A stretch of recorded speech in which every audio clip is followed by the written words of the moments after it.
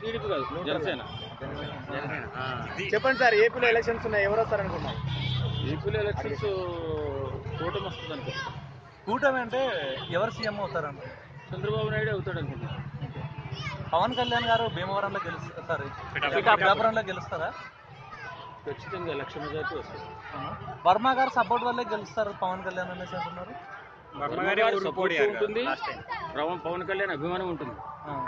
ఈ రాష్ట్రంలో hard core fans ఎక్కువగా ఉన్నటువంటి నియోజకవర్గం పిఠాపురం. హార్డ్ కోర్ ఫ్యాన్సే కాకుండా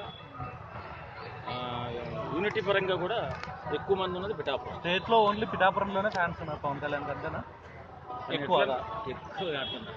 స్టేట్ లో 50% పవన్ కళ్యాణ్ ఫ్యాన్స్ ఉంటే అక్కడ 90% ఉంటారు. అంటే అక్కడ కాపు వర్గం ఎక్కువ అనేసి ఎక్కువే. అదేనా ఫస్ట్ రీజన్? ఫస్ట్ రీజన్ అదే. అంటే ఇప్పుడు కుల మత భేద డబ్బు వీటన్నిటికి దూరం ఉన్న పవన్ కళ్యాణ్ పొలిటికల్ గా వీటన్నిటి దగ్గరికి వెళ్ళి పోటీ చేస్తున్నాడు అనుకోవచ్చా?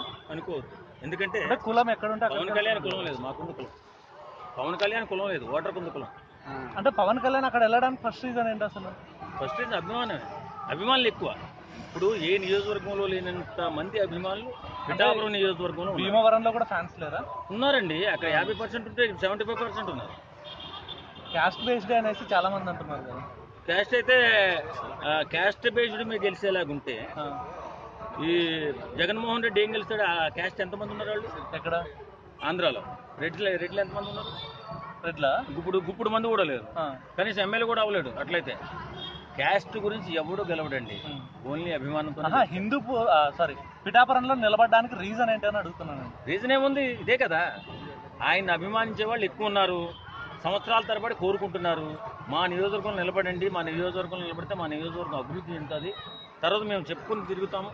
అలా కాకుండా కూడా హార్డ్ కోర్ ఫ్యాన్స్ ఎక్కడైనా ఏదైనా 10 రూపాయలు ఖర్చు పెట్టుకుని సొంతంగా ఖర్చు పెట్టుకుని తిరిగే ఫ్యాన్స్ అక్కడ ఎక్కువ. భీమవరం కంటే ఎక్కువ. కాబట్టి ఆయన ముందు భీమవరంలో వైజాగ్లో పోటీ చేసినప్పుడు కూడా వాళ్ళు అడిగారు, సార్ ఇక్కడ చేయండి సార్ మాకు అని చెప్పి. అంటే అప్పుడు ఆయన ఎందుకులే అని చెప్పి అనుకున్నాడు. తర్వాత వాళ్ళ ప్రేమకి మురిసిపోయి ఇప్పుడు వెళ్ళి పోటీ చేస్తారు. అంటే ఇప్పుడు చిరంజీవి గారు 5 కోట్లు ఇచ్చారు, అది గతంలో చంద్రబాబు నాయుడు గారు ఇచ్చిన ప్యాకేజ్ డబ్బులు ఇప్పుడు వైట్ మనీగా మార్చుకొని అన్న రూపంలో తీసుకుంటున్నారని చెప్పి విమర్శిస్తున్నారు కదా జగన్మోహన్ రెడ్డి గారు. దాని మీద మీ అభిప్రాయం ఏంటి? ప్యాకేజీ తీసుకుంటాడా పవన్ కళ్యాణ్? దొంగ విధం మాటలు. నిజంగా జగన్మోహన్ రెడ్డి అనేవాడు దొంగ కేసుల్లో 16 కేసులు ఎన్ని ఉన్నాయి? 17 కేసులు ఉన్నాయి. 100 కోట్లు పట్టుబట్టే వాడు గజ్జి దొంగ. వాడికి లేక అందరూ అనుకుంటారా ఏంటి? నాకు అర్థం కాదు. పవన్ కళ్యాణ్ చరిత్ర చూడాలి. ఆయన ఏ రకంగా డబ్బులు సంపాదిస్తున్నాడు, ఎప్పటి నుంచి జనాలకి సహాయం చేస్తున్నాడు, రాజకీయాల్లో రాకముందు నుంచి ఎలా ఉన్నాడు, ఇప్పుడు ఎలా ఉన్నాడు, కౌలు రైతుకి ఎంత ఇచ్చాడు, సొంత డబ్బులు. దొంగ డబ్బులు కూడా పంచట్లేదు కదా జగన్మోహన్ రెడ్డి, మన డబ్బులు పంచుతున్నాడు. జగన్ రాయితో కొట్టడం పై మీ అభిప్రాయం ఏంటంటే? అది కరెక్ట్ కాదండి, ఎవరు కొట్టకూడదు, అది తప్పు. అది ఏమో మరి ముందు కోడికత్తి అని చెప్పి ఒక చిన్న డ్రామా ప్లే చేశారు కదా, దాని మీద ఏమైపోతుందంటే ఒకవేళ రేపొద్దున నా పిస్టల్తో కొట్టినా సరే అదే అంటారు డ్రామా రాజా. ఇప్పుడు అనుకుంటారు ప్రజలు అనుకోవడం తప్పలేదు. సింపతి అనేది ఏదన్నా పెద్ద ఇష్యూ జరిగితే తప్ప చిన్న వాటికి సింపతి ఏమొస్తుందండి. అన్న, ఒక జనసేన అభిమానిగా మీరు రాయితో కొట్టడం కరెక్ట్ అంటారు తప్పంటారు? తప్పు. 100%. అలా ఏం ఒక ముఖ్యమంత్రి స్థాయి వ్యక్తిని రాయితో కొట్టడం చాలా అదే తప్పు అంటున్నాను కదా. కానీ ఇంటెలిజెన్స్ ఏం చేస్తుందండి? ఇప్పుడు సెక్యూరిటీ చూసుకోవద్దా? అంత పోలీసు వాళ్ళకి ఉంది కదా, చూసుకోవాలి కదా. ఎవడో ఒక కుర్రోడు కొట్టాడా, లేకపోతే ఎవడన్నా ఉసుగలిపితే ఎవడన్నా కొట్టాడా అనేది అయితే మనకు తెలియదు. కానీ నిజంగా అంటే ఇన్ని రోజులైనా కూడా బయటికి రాలేదు అంటే అది డ్రామా అనే అనుకోవచ్చా? తప్పండి. ఎవరో ఆగతాయి కుర్రోళ్ళు ఇస్తుంటారు. నన్ను అడిగితే కుర్రోళ్ళు ఆగతాయి కుర్రోళ్ళు ఇస్తుంటారు. ఇప్పుడు ఏదన్నా ఇతని మీద హత్య ప్రయత్నం ఇంకో ప్రయత్నం చేయాలనుకుంటే చిన్న రైతు కొట్టరు కదా, పెద్ద రాయి కొడితే తలకాయ లెగిసిపోవాలి. అట్లా కొడితే ఎవడన్నా ఆయన చంపాలనుకుంటే చిన్న గులకరాయి వచ్చి కొట్టి ఇక్కడి నుంచి ఇటు తగిలి చిన్నదే కదా. కాకపోతే డ్రామా అని ఎందుకు వస్తుందంటే అది కంటికి ఇతనికి తగిలి దెబ్బ ఈ మన ఇంకొకరెవరు ఎమ్మెల్యే తగిలింది కదా, ఆయన కొంచెం ఎర్రబడింది. అది 2 రోజుల్లో 3 రోజుల్లో ఆ రెడ్ క్లియర్ అయిపోతుంది, ప్యూర్ అవుతుంది, వైట్ అయిపోతుంది. మనం చాలా దెబ్బలు తగ్గుతుంటే మనకు కూడా. కానీ అంత పెద్దది ఇలా పెట్టేసుకుని కంటికి ఏది యాక్ట్ చేస్తుంటే డ్రామా అని ప్రతి ఒక్కరు అనుకుంటాడు. డ్రామా మీరు నమ్ముతున్నారా? అన్ని మిస్ అవుతాయి. జగన్మోహన్ రెడ్డి డ్రామా లేదో తెలియదు కానీ ఆ పక్కన ఉన్న ఎమ్మెల్యే డ్రామానే వాస్తవం. ఎందుకంటే కంటి గురించి నాకు బాగా తెలుసు. మా ఫ్రెండ్ నా కంటి డాక్టర్ ఉన్నాడు, ఎప్పుడు ఆయన దగ్గర కూర్చుంటుంటారు, చాలా మంది వస్తుంటారు దెబ్బలు తింటారు.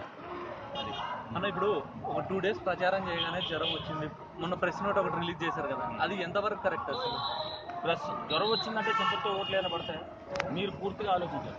ఆహా, జ్వరం వస్తే తనకు పూర్తిగా ఓట్లు 21 నియోజకవర్గాలు వచ్చాయి కదా, అట్లీస్ట్ ఆ 21 నియోజకవర్గాలు గెలిపించుకోవడానికి ట్రై చేస్తున్నాడా అని పవన్ కళ్యాణ్ గారు ట్రై చేస్తారండి. కారణం ఏంటంటే మనం ఇక్కడి నుంచి సడన్గా అక్కడికి వెళ్తే ఈ మారిపోయి నాకైతే విరోచనాలు కూడా అయిపోతాయి ఇక్కడ.